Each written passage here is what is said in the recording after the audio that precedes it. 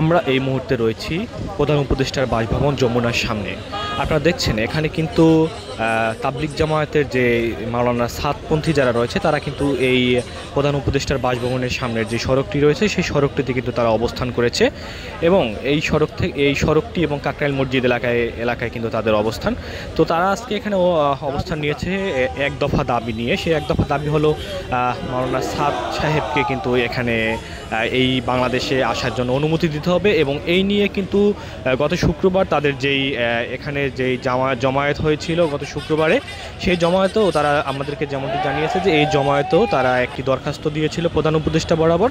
তো সেখানে তাদেরকে ডাকার কথা ছিল, তবে তাদেরকে কোনো প্রকার ডাকা হয়নি। এই জন্য তারা আজকে এখানে অবস্থান নিয়েছে এবং আজকেও তারা প্রধান উপদেষ্টার সাথে দেখা করার চেষ্টা করেছিল, কিন্তু এখনও পর্যন্ত তারা পারেনি। তারা যেমনটি জানিয়েছে যে আসলে তারা প্রধান উপদেষ্টা বরাবর একটি স্মারকলিপি দেবে এবং এই স্মারকলিপি উপরে ভিত্তি করে প্রধান উপদেষ্টা যেন মাওলানা সাদ সাহেবকে আসার জন্য অনুমতি দেয় এবং এই অনুমতি দিলে তারা তাদের যেই অবস্থান কর্মসূচি সেটি তারা সমাপ্ত করবে।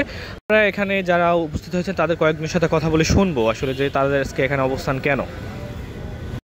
আমাদের প্রায় লক্ষাধিক জনসাধারণ এসে জায়গায় অবস্থান করেছিলেন। আমরা লিখিত আকারে প্রধান উপদেষ্টার নিকটে আমরা একটা দরখাস্ত দিয়েছিলাম। ওনারা বলেছিলেন যে আমাদেরকে ডাকবেন, কিন্তু আজ পর্যন্ত আমাদেরকে ডাকেন নাই। এই জন্য আমরা ধাপে ধাপে এগোতে যাচ্ছি।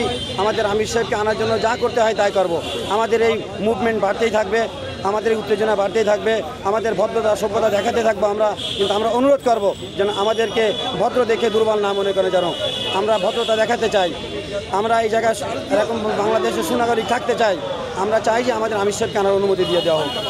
এখন 10 জনের একটা টিম যাব স্মারকলিপি নিয়ে আমরা প্রধান উপদেষ্টার কাছে। কিছু লোক আছে, যদি হযরত মাওলানা সাদ সাহেব বাংলাদেশে আসেন তাহলে তাদের অনেক কিছু এরকমভাবে উদ্ঘাটন হয়ে যাবে।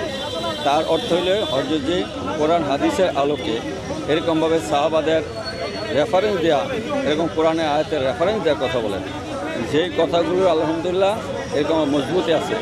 যেমন উনি কথা বলছেন, ওনার কথা না, হযরত ওমর রাদিয়াল্লাহু তাআলা বলছেন যে যারা এরকমভাবেই করে। তো এখন জিনিস হলো এই কথাগুলিকে ওনারা এরকমভাবে ওনাদের নেগেটিভ নিতেছে। এই জন্য হযরত সাদ সাহেব জামাত আমরা সবাই চাই যে উনি পুরা বিশ্বে যাইতেছেন, বিভিন্ন ইজতিমায় সাউথ আফ্রিকা, ইথিওপিয়া, এরকম আরবে, মালয়েশিয়া, ইন্দোনেশিয়া এবং আমেরিকাতে এরকমভাবে 25 ইজতিমায় যেতেছেন। উনি বাংলাদেশে আসেন, যদি কারো কোনো কথা থাকে তাহলে সরকারের মাধ্যমে, সমঝোতার মাধ্যমে ওনারা আসুক, হযরতজিকে প্রশ্ন করুক যে কোন কথা ভুল বলছে। যদি হযরত যেটার উত্তর দিতে পারে তাহলে আলহামদুলিল্লাহ মনে করি উনি পরবর্তীতে আসবে। আর যদি উত্তর দিতে না পারে তাহলে এরকম সরকারই বন্ধ করে দেবে, পুরো দুনিয়াতে যাওয়ার বন্ধ করে দেবে। এই জন্য হযরতজিকে আসার জন্য ভিসা দেওয়া হোক, অনুমতি দেওয়া হোক, এটা আমরা চাই। আর যদি এটা না হয় আমাদের মজমা এরকমভাবে বড়রা ধরে রাখতে পারবে না। বড়রা নিষেধ করতেছে যে আমাদেরকে এখানে আসছে বের হওয়া, কিন্তু আস্তে আস্তে মজমা এরকম কী হইতেছে, উত্তেজিত হয়েছে, গরম হইতেছে, কারণ সব ধরনের লোক এখানে আছে। পরে কিন্তু মজমাকে এরকমভাবে বড়রা না করেও রাখতে পারবে না। আমরা আসলে প্রধান উপদেষ্টা মহোদয়ের কাছে আমাদের দাবিটা জানাতে চাই। হযরত মাওলানা সাদ সাহেব দামাত বারাকাতুহু উনি বাংলাদেশে আসবেন, এটা উনি নিশ্চিত করুন।